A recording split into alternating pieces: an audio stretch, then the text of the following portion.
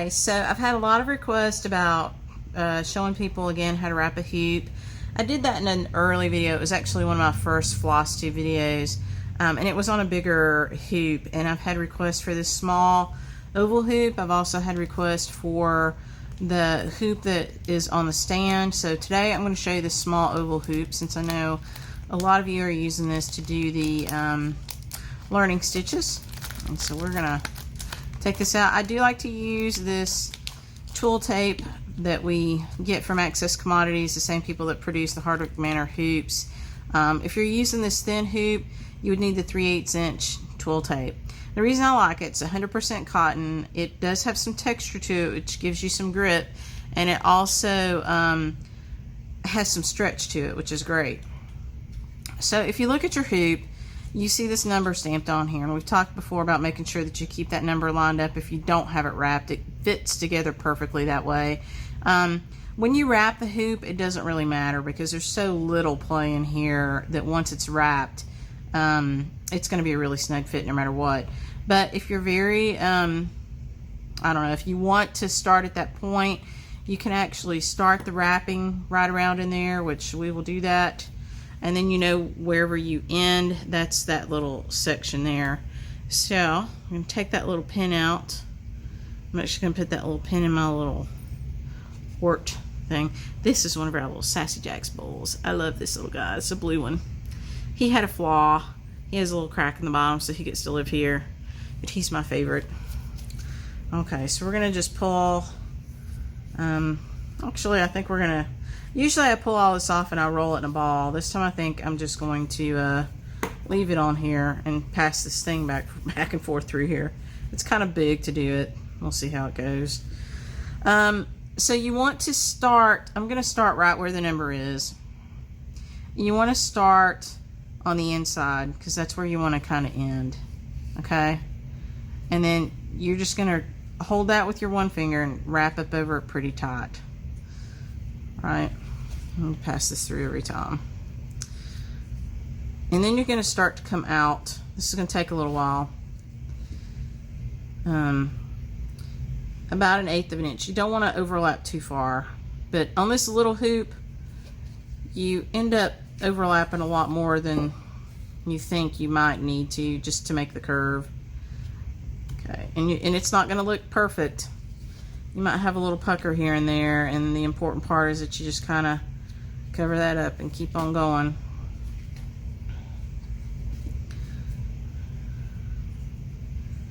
So, and you know, it gets twisted, you can see it. Fun stuff here. Okay. And you want to hold it tight with the hand that you're not wrapping with. Make sure that you're keeping that there so that it doesn't come loose. And this is not something you can really stop and come back to very easily, because you really are making sure that you're holding this thing pretty tight. You can see I had a little pucker in there, but it's okay. It's wrapped. It's on the inside. There's no way to make these really tight curves easily without having a little bit of a pucker. I mean, I guess you could play around with your wrapping, but honestly, it won't matter in the utility of the hoop for what we're doing. Okay, so you see how that's going. And I'm kind of tugging it and making sure I've got it tight.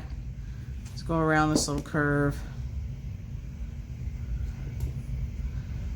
Okay.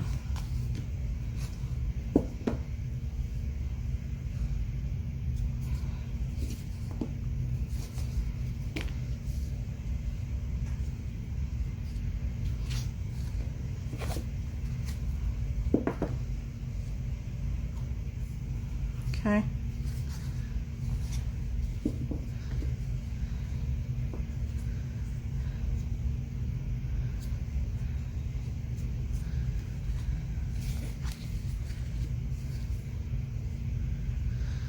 This tight little turn here, so this little hoop is actually harder to wrap than a little bit harder to wrap than one of the bigger round hoops, just because of this tight little turn. But well worth it. So I figured I'd been complaining about not having it wrapped through 2 or 3 different videos. might as well just bite the bullet and do it. And if I was going to do it, might as well show you how I did it. And I'm not an expert, I'm just a doer. So, you know, Mary Corbett has a great online tutorial. I believe it is a written tutorial on how to do this. And she also just wraps the inner hoop, which is all we're going to do. If you ever find that you need to wrap your outer hoop, then, you know, feel free to do it. But I've not found that need. Yeah, I've only had to wrap an inner hoop. Get the scissors out of the way.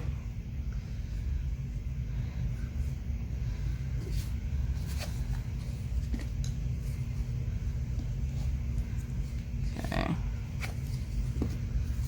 And you see my twill is getting a little twisted. So you just have to manage that as you go. The straightaways are the easy part. It goes a lot faster on the straights, of course.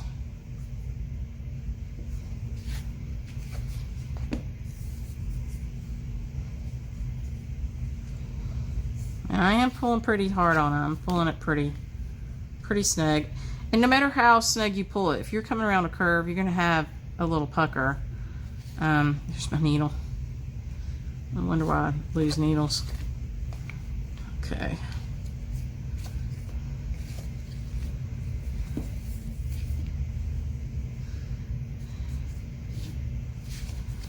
But, you know, you just kind of keep wrapping, cover that little pucker up and just keep going. No big deal. All right. And this overlap, again, is more than I would like to do, but the hoop's so small, and to make these curves and stuff,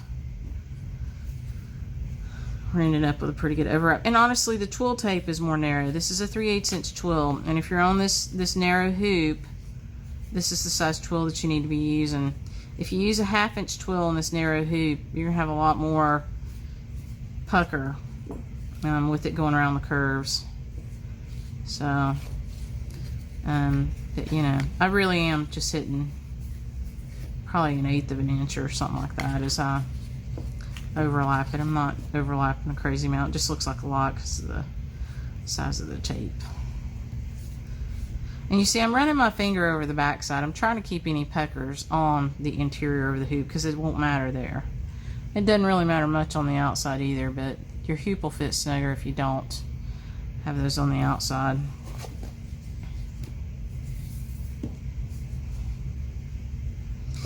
And the last one of these little hoops I did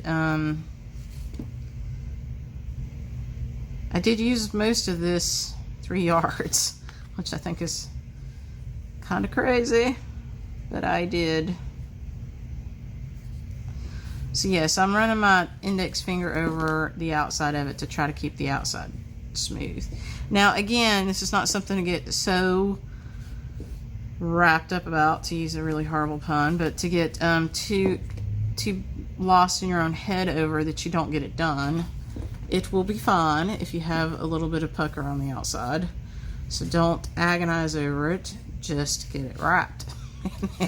It will be fine, I promise you. Your hoop's going to fit together snug as a little drum. Your fabric will be taut. That's what you want to create good tension. And I especially wanted to do it before I do the next lesson for the learning stitches because it's an Algerian eyelet. And I wanted my banding to be as, you know, reasonably taut as I do those eyelets. And because I know you were tired of hearing me complain about it. And nobody volunteered to wrap my hoop this time. I will say that I've got a good friend. Her name is Penny Conway. And she wrapped a couple of different hoops for me one time. So a good friend will wrap a hoop for you.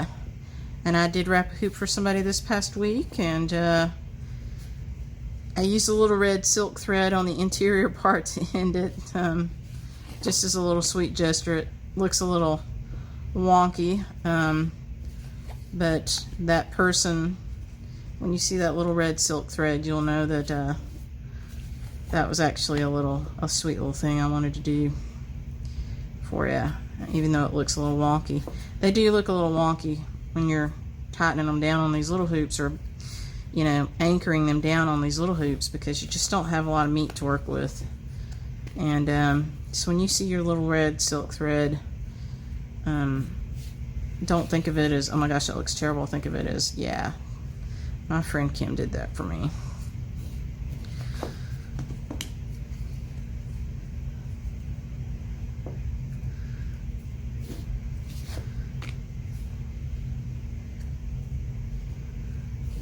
Okay.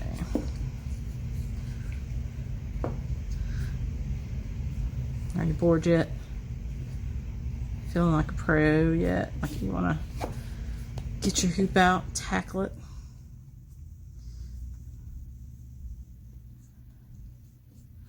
Alright, that feels like I'm going to have a pucker there no matter what I do. I wrapped that one a little tighter than what I wanted to. And that's the other problem. I mean, the closer you put these wraps, sometimes the more puckers it will cause. So, again, don't get too crazy about it. You see, I just keep moving. And you should too.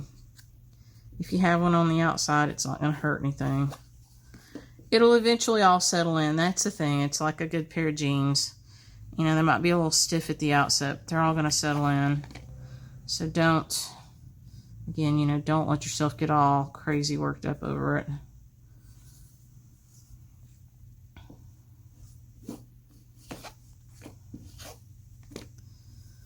Okay.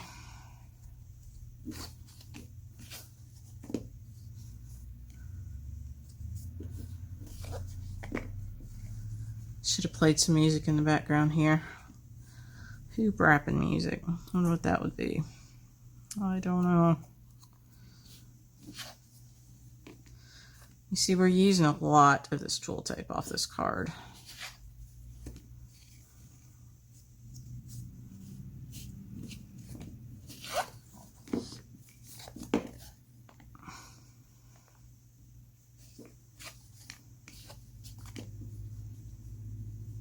Every time I do this, it goes a little better.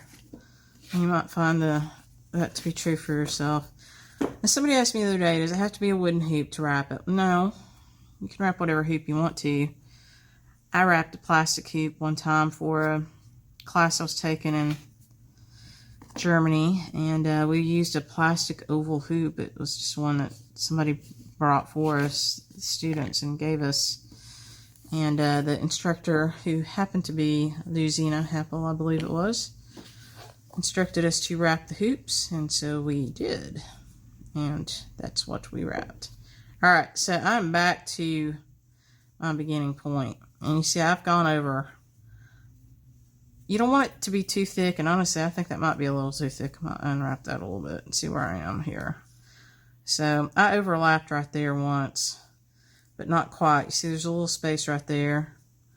So I'm just going to go over, and I want to end on the inside of the hoop. So I want to end right in here. So I'm going to cut it, and I'm holding it pretty tight. I want the cut to be on the interior, because that's where I want to stitch it down. Do not want to be stitching on the outside where it's going to rub on the outer hoop. I want it to stitch on the inside. So I'm going to lay it down there. I think it's going to stay, and I'm going to get a needle threaded. And if you were smart, you'd probably thread your needle before you started this, so that you didn't have to worry about it coming undone. Now, everybody uses something different. You know, on the one I told you that I sent out to a friend, I used a red silk. It's just what I had laying around. I've used floss. I've used whatever. I really like this linen thread for lots of things. It's Londonberry linen. We do carry the full line of this here.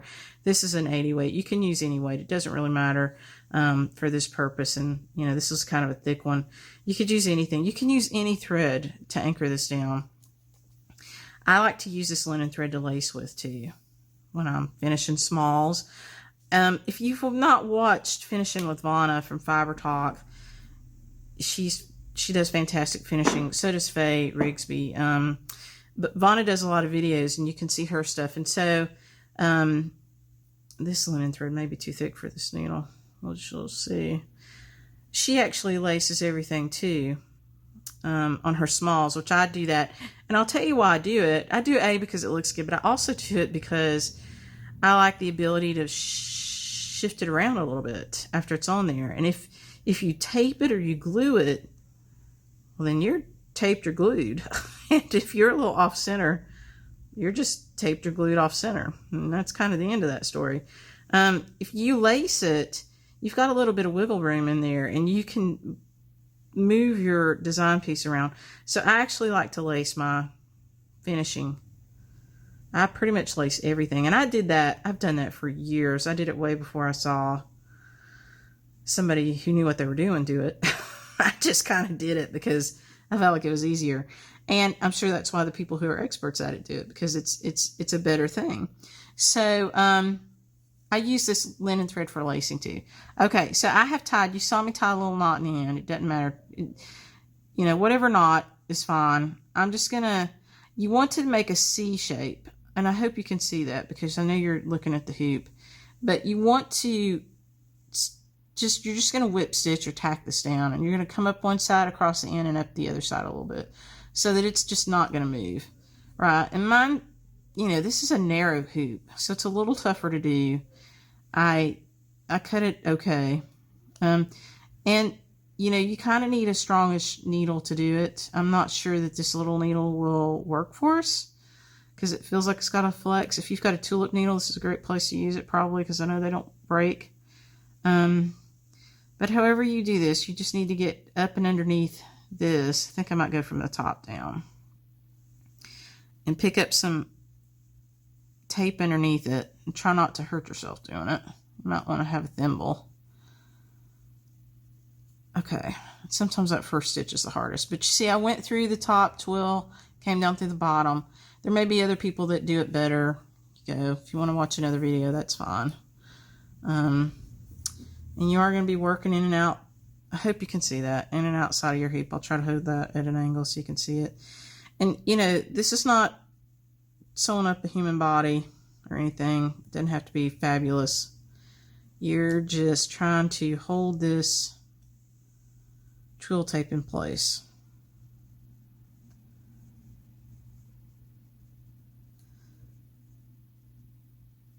You can see because this hoop's so narrow, I'm having to push up on the needle, and I'm trying not to break the needle when I do that. So again, use whatever thread you want. If you use a thread color that matches the twill, you won't see how wonky it is. I usually use something bright just because I'm like that. This is actually the first time that I've wrapped one and used a piece of thread that is similar in color to the twill tape. I figure I put all this work into it. I want to mark it, and it's kind of like a maker's mark to me to put something kind of bright and wonky on there. It helps me remember when I did it, remember the process, and like I say, it's kind of like a little badge of honor. So if it's wonky, it's okay. That's remind you did it. And if your friend asks you to do one for them, and you should definitely give it a little touch of something that's you. And now that you're going to be an expert, you can do all your friends'.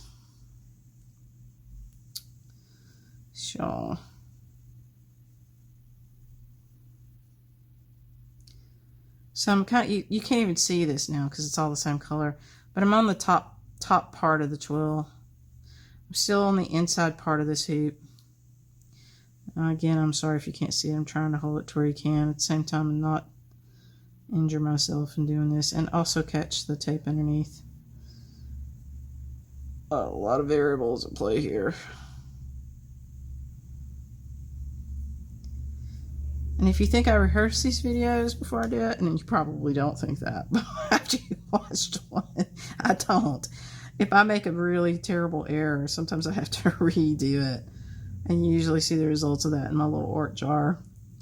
I tried to videotape the one I did for the friend that asked for it this past week, and one big section of the video didn't record. So we had to redo it. And that was a good one. I had Abby here, and I had her asking me questions while I did it, because I thought you guys Might have questions, but if you have questions, send them in. We'll get them answered. See, there's no science to this. It's just, you're just trying to make it, this is utilitarian, right? And, you know, if you ever looked at your mother's needlework tools or grandmother's needlework tools, they were loved and used, most of them. And, you know, every stitch that goes into something like this is a stitch from the heart, from the soul, the stitching soul. And some things, you know, the tools especially are utilitarian. They don't have to be beautiful. They need to function for what they were meant to do. So just make it work.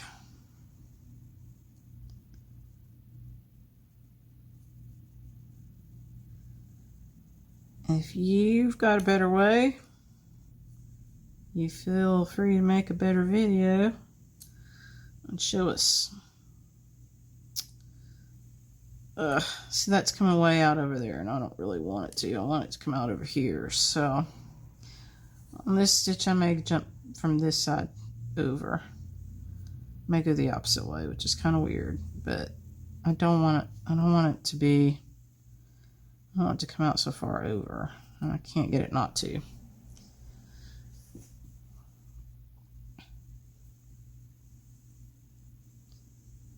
Some things in life are really easy. Some things in life. See, now that's pushing the twill up, so I'll take it back. I'm not going to do that. Some things in life are worth the trouble. That's the way you look at it. And this. Okay, now we got it. See, I just had to pick a different angle. Sometimes that's what you have to do.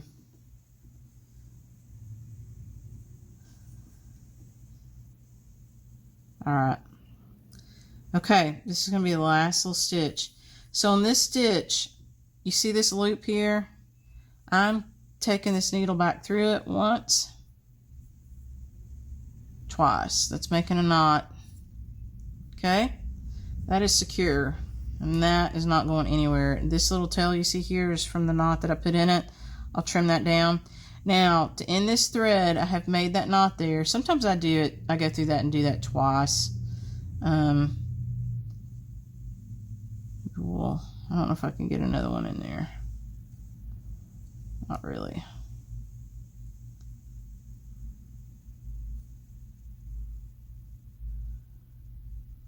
Yeah.